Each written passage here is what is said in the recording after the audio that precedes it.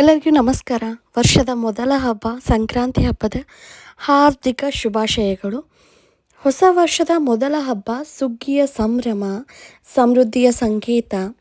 ಮಾಗಿಯ ಚಳಿ ಮಾಯವಾಗಿ ಸೂರ್ಯನ ರಶ್ಮಿ ಭೂಮಿಗೆ ಚುಂಬಿಸುವ ವೇಳೆ ಸಂಕ್ರಾಂತಿ ಹಬ್ಬವನ್ನು ನಾವು ಆಚರಿಸ್ತೀವಿ ಯಾವಾಗಲೂ.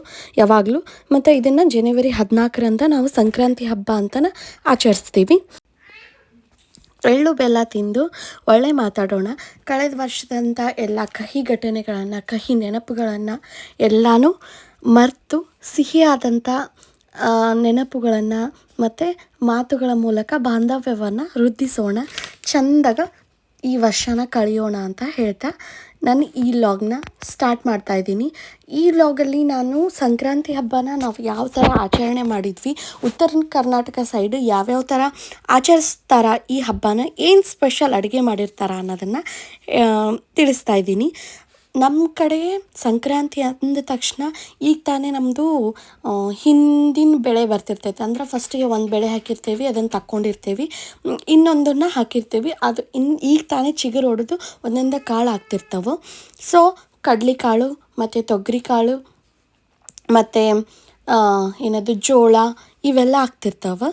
ಸೊ ಅವನ್ನೆಲ್ಲನೂ ತೊಗೊಂಬಂದು ನಾವು ಏನು ಮಾಡ್ತೀವಿ, ಸಜ್ಜಿ ರೊಟ್ಟಿ ಮತ್ತು ಭರ್ತಾ ಅಂತ ಮಾಡ್ತೀವಿ. ಸಜ್ಜಿ ರೊಟ್ಟಿ ಅಂದರೆ ಸಜ್ಜಿ ಏನಿರ್ತಾವಲ್ಲ ಅದನ್ನು ಗಿರಣಿಗೆ ಹಾಕಿಸ್ಕೊಂಬಂದು ಹಿಟ್ಟು ಮಾಡ್ಕೊಂಬಂದು ಅದರ ರೊಟ್ಟಿ ಮಾಡೋದು. ಆ್ಯಂಡ್ ಇಲ್ಲಿ ಭರ್ತಾನ ಮೇನ್, ಸಜ್ಜಿ ರೊಟ್ಟಿ ಭರ್ತಾನ ಮೇನ್ ಆಗಿರ್ತೈತಿ. ಮತ್ತು ಬ್ಯಾಳಿದು ಸ್ವೀಟ್ ಆಗಿರುತ್ತೆ. ಆ್ಯಂಡ್ ನೆಕ್ಸ್ಟು ಮಾದಲಿ ಮಾಡಿರ್ತೀವಿ ಕಡಲೆಬೇಳೆದು. ಸೊ ಇದೆಲ್ಲ ಸ್ಪೆಷಲ್ ಊಟ ಅವತ್ತಿನ, ಅಂದ್ರೆ ಇದನ್ನು ಮಾಡಲೇಬೇಕಾಗಿರ್ತೈತಿ. ಭರ್ತಾ ಅಂದ್ರೆ ಎಲ್ಲ ಥರದ ಕಾಳು ಏನಿರ್ತಾವಲ್ಲ, ಕಡ್ಲೆಕಾಳು ಮತ್ತು ಏನೇನು ಆ ಫಸಲೊಳಗೆ ಬಂದಿರ್ತೈತಲ್ಲ ತೊಗರಿಕಾಳು, ಅವನ್ನೆಲ್ಲ ಹಾಕಿ ನಾವು ಭರ್ತಾ ಮಾಡ್ತೀವಿ. ಸೊ ಅವತ್ತಿನ ಊಟಕ್ಕೆ ನಮ್ಮಲ್ಲಿ 2 ದಿನ ನಾವು ಮಾಡೋದು. ಫಸ್ಟ್ ಡೇ ಹಂಗೆ ನಾರ್ಮಲ್ ಆಗಿರುತ್ತೆ, ಒಂದು ಸ್ವಲ್ಪ ಸ್ವೀಟ್, ಯಾಕಂದ್ರೆ ಅಮಾವಾಸ್ಯೆ ಇರುತ್ತಲ್ಲ, ಸೊ ಅದಕ್ಕೋಸ್ಕರ ಹಂಗೆ ಸ್ವೀಟ್ ಮಾಡಿರ್ತೀವಿ. ಏನಾದರೂ ಸ್ವೀಟ್ ಮಾಡಿ ಎಡೆ ಹಿಡಿತೀವಿ. ನೆಕ್ಸ್ಟ್ ಡೇ ನಾವು ಈ ರೀತಿಯಾಗಿ ಆಚರಣೆ ಮಾಡ್ತೀವಿ. ಸೊ ಅವತ್ತಿನ ಸ್ಪೆಷಲು ಹುಗ್ಗಿ ಮಾಡಿದ್ರು ಮಮ್ಮಿ, ಮತ್ತು ನೆಕ್ಸ್ಟ್ ಡೇ ನಮ್ಗೆ ಮಾದಲಿ ಮಾಡಿದ್ರು. ಅವತ್ತು ಮಾಡ್ತಿದ್ವಿ, ಬಟ್ ಈ ಸಾರಿ ಬೇಡ, ಯಾಕಂದ್ರೆ ಕಡಲೆಬೇಳೆದು ಹುಗ್ಗಿನೂ ಇತ್ತಲ್ಲ, ಸೊ ಅದಕ್ಕೋಸ್ಕರ.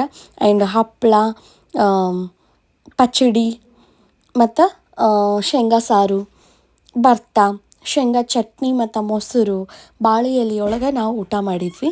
ಆ್ಯಂಡ್ ಅವತ್ತು ಮಧ್ಯಾಹ್ನ ಕೂಡ ನಾವು ಜಾತ್ರೆ ಇತ್ತು ಗಂಗಿಬಾವಿದು. ಸೊ ಗಂಗಿಬಾವಿ ಜಾತ್ರೆಗೆ ಹೋಗಬೇಕಾಗಿತ್ತು. ಸೊ ಅದಕ್ಕೋಸ್ಕರ ಬೇಗ ಊಟ ಮಾಡಿ ರೆಡಿ ಆದ್ವಿ. ಎಲ್ಲರೂ ಕೂಡ ಬೇರೆ ಬೇರೆ ಜಾಗದೊಳಗೆ ಸಂಕ್ರಾಂತಿನ ಬೇರೆ ಬೇರೆ ಥರ ಆಚರಣೆ ಮಾಡ್ತಾರೆ. ಈ ಬೆಂಗಳೂರು ಸೈಡು ಅಥವಾ ಬೇರೆ ಬೇರೆ ಕಡೆ ಎಲ್ಲ ಹೊಲ ಇದ್ದವರು ಹೊಲದ ಕಡೆ ಹೋಗ್ತಾರೆ, ಇಲ್ಲ ಅಂದರೆ ಯಾವುದಾದ್ರೂ ಪಿಕ್ನಿಕ್ ಸ್ಪಾಟ್ ಇರುತ್ತಲ್ಲ ಅಲ್ಲಿ ಹೋಗಿರ್ತಾರೆ. ಬಟ್ ನಮ್ಮ ಕಡೆ ಇದನ್ನು ಹೊಲದ ಕಡೆ ಹೋಗಿ ಏನು ಸೆಲೆಬ್ರೇಟ್ ಮಾಡೋಂಗಿಲ್ಲ ಉತ್ತರ ಕರ್ನಾಟಕ ಸೈಡು.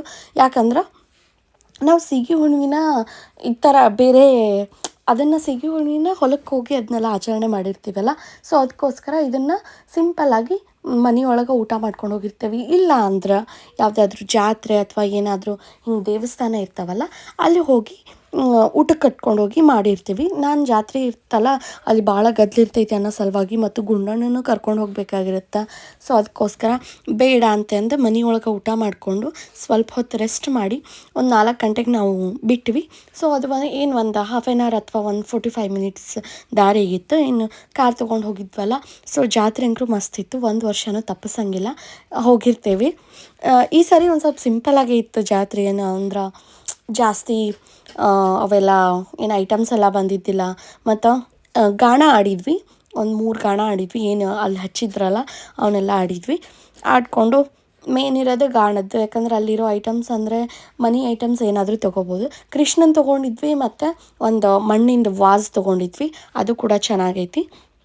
ಸೊ ಇದೆಲ್ಲನೂ ಮುಗಿಸ್ಕೊಂಡು ಸಂಕ್ರಾಂತಿನ ಈ ಥರ ಸೆಲೆಬ್ರೇಟ್ ಮಾಡಿಕೊಂಡು ಮನೆಗೆ ಬಂದ್ವಿ. ನೀವು ಯಾವ ಥರ ಸೆಲೆಬ್ರೇಟ್ ಮಾಡಿದ್ರಿ ಅನ್ನೋದನ್ನು ಕಮೆಂಟ್ ಮುಖಾಂತರ ತಿಳಿಸಿ. ಆ್ಯಂಡ್ ನಿಮ್ಮ ಕಡೆ ಯಾವ ಥರ ಹೇಳಿದ್ನಲ್ಲ, ಏನು ಪಿಕ್ನಿಕ್ ಸ್ಪಾಟಿಗೆ ಹೋಗಿದ್ರು ಅಥವಾ ಏನು ಮನೆಯಲ್ಲೇ ಕುತ್ಕೊಂಡು ಊಟ ಮಾಡಿದ್ರು, ಅಥವಾ ನಿಮ್ಮಲ್ಲಿ ಸಂಕ್ರಾಂತಿ ಹಬ್ಬಕ್ಕೆ ಸ್ಪೆಷಲಾಗಿ ಏನು ಊಟ ಪ್ರಿಪೇರ್ ಮಾಡ್ತೀರಿ ಅನ್ನೋದನ್ನು ಕಮೆಂಟ್ ಮುಖಾಂತರ ತಿಳಿಸಿ. And thanks for watching and subscribe ಮಾಡ್ಕೊಳ್ಳಿ ನನ್ನ ಚಾನಲ್ನ.